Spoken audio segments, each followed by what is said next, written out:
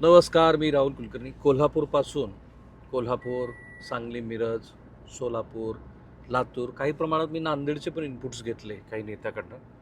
आणि मग नंतर छत्रपती संभाजीनगर, आता अहिल्यानगर मार्गे पुण्याच्या दिशेला जात असताना या महानगरपालिका निवडणुकीतले 5-6 महत्त्वाचे मुद्दे मला लक्षात आलेत.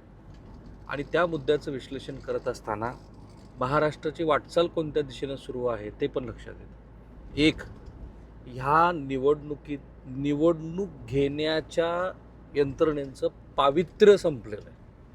आणि ते पावित्र्य तर संपलंच आहे, पण धारणा अशी झाली लोकांची की ह्या निवडणुका ह्या केवळ औपचारिक पद्धतीनं घेतल्या जात आहेत.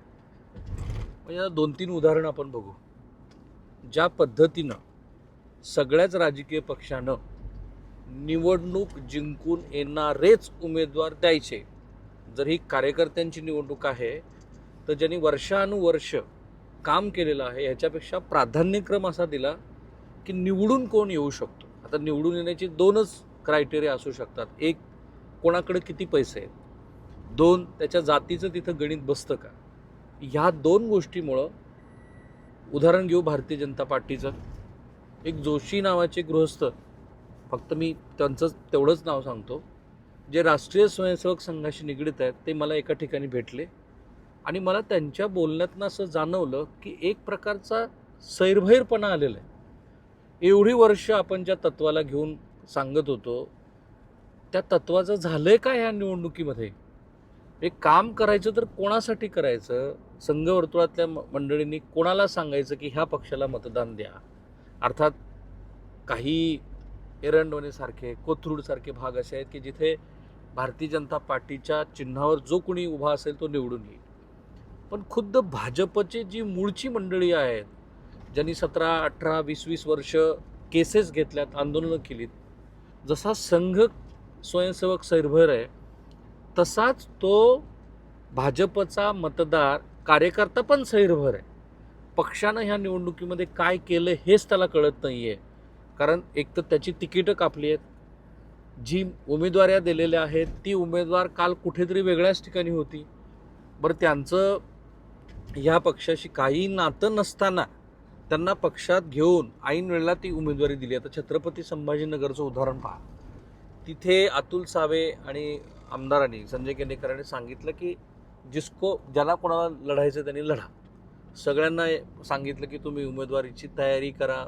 त्यांनी प्रचार पण सुरू केला, पॅम्पलेट छापले, प्रचार त्यांचा काही प्रमाणामध्ये पुढं सरकला. प्रत्यक्षामध्ये झालं असं की त्यातल्या बऱ्याच जणांना तिकीटं मिळालीच नाहीत.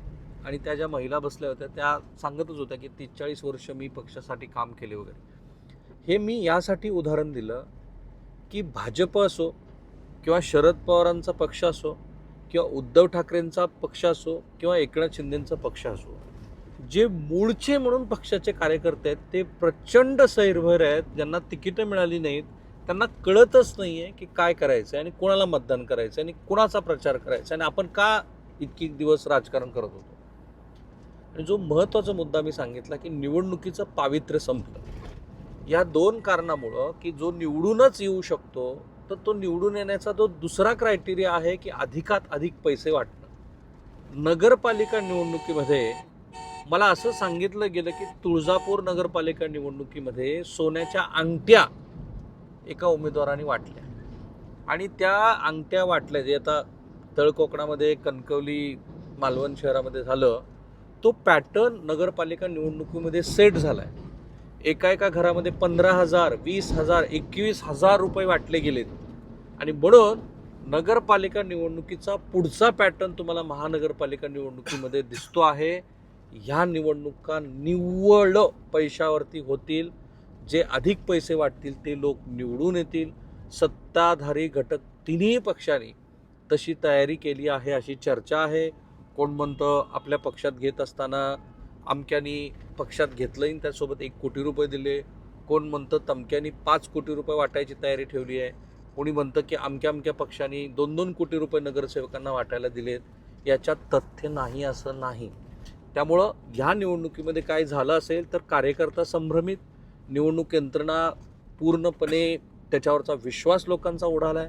आणि जेव्हा तुम्ही एवढे 60पेक्षा अधिकचे लोक बिनविरोध काढून आणता तेव्हा बिनविरोध काढून आणलेल्या ह्या लोकांना म्हणजे असं होऊ कसं शकतं की 10-10 वर्ष जिथे निवडणुका झालेल्या नाहीत त्या शहरातल्या निवडणुका बिनविरोध होतात. श्री अजित पवारांनी स्वतः सांगितलं, ते असं म्हणाले की आमच्याकडे कार्यकर्ते आले आणि त्यांनी सांगितलं की एका उमेदवाराला बंदुकीत म्हणजे जसं फिल्म स्टाईलनी पाठलाग करून त्याला चेस केलं गेलं आणि त्याला उमेदवारी अर्ज मागं घ्यायला भाग पाडलं.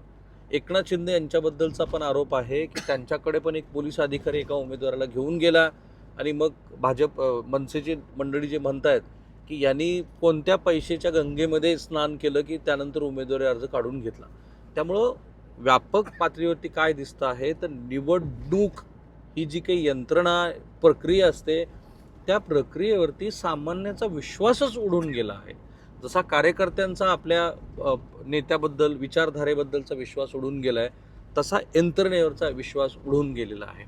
तिसरी महत्त्वाची गोष्ट, मी मधल्या काळामध्ये नागपूर हिवाळी अधिवेशनामध्ये गेलो होतो.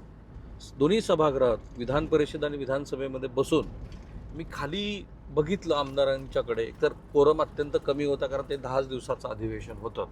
नंतर मी ती प्रश्न उत्तरांची यादी बघितली लक्षवेधीची. माझ्या असं लक्षात आलं 70 ते 80% लक्षवेधी ह्या केवळ वैयक्तिक स्वरूपाच्या आहेत. कशासाठी? त्याचं कारण आहे की तिथे बसलेले काही सन्माननीय अपवाद वगळता काही आमदार हे केवळ त्याच्यातनं आपल्याला कसा आर्थिक लाभ घेता येईल अशा पद्धतीचे लक्षवेधी विचारत होते. तर आत्ता नगरपालिका निवडणुकीचा त्याला संदर्भ असा आहे, नगरपालिका आणि महानगरपालिका निवडणुकीमधून जे नगरसेवक किंवा नगराध्यक्ष किंवा महापौर निवडून येतील हे लोक पुढं महाराष्ट्राच्या राजकारणामध्ये आमदारकी खासदारकी मिळवतील. तुम्ही विचार करा, महाराष्ट्र विधिमंडळामध्ये आत्ता असलेले आमदार त्यांचे चेहरे आणि आत्ता हे पैशाच्या मदतीनं गुंडगिरीच्या मदतीनं नगरसेवक नगराध्यक्ष महापौर होऊन पुढं राजकारणात स्थिरावणारे लोक जर आमदार आणि खासदार झाले तर विधिमंडळात किंवा देशाच्या संसदेमध्ये अशा गुन्हेगारी रेकॉर्ड असलेल्या किंवा ज्यांना समाजाची अजिबात नाळ उरलेली नाही अशा लोकप्रतिनिधींची संख्या किती असेल. सो एकीकडे लोक असं म्हणतात की जसा समाज तसा नेता, जसा समाज तसा राजा. असंही होऊ शकेल भविष्यामध्ये की जसा राजा तसे समाजातले घटक तयार होतील आणि त्या घटकाच्या मदतीनं हे राजकारण पुढं जात राहील, जे अत्यंत महाराष्ट्रासाठी घातक आहे.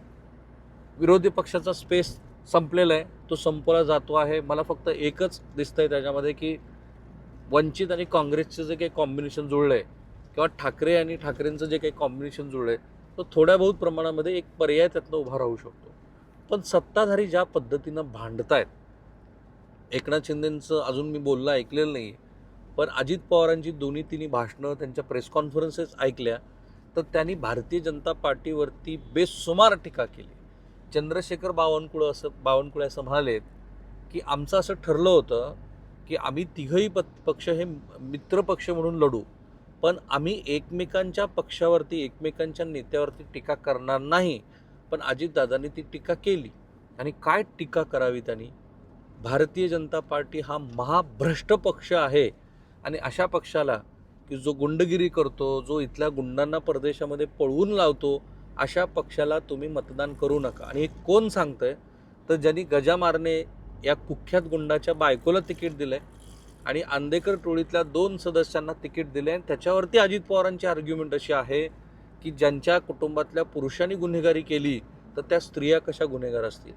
सो हे राजकारणामध्ये पूर्वीपासून गुन्हेगारांना राजकीय आश्रय देण्याचा जो काही प्रयत्न सुरू होता त्याला तर आज शिक्कामोर्तबच करून टाकला अजित पवारांनी. आणि कशी भारतीय जनता पार्टी भ्रष्ट आहे असं सांगितलं. आणि प्रतिवाद करताना जर अजित पवारांच्या संदर्भात आम्ही बोलायला लागलो तर त्यांना तोंड दाखवायला जागा राहणार नाही असं भाजपचे लोक म्हणाले.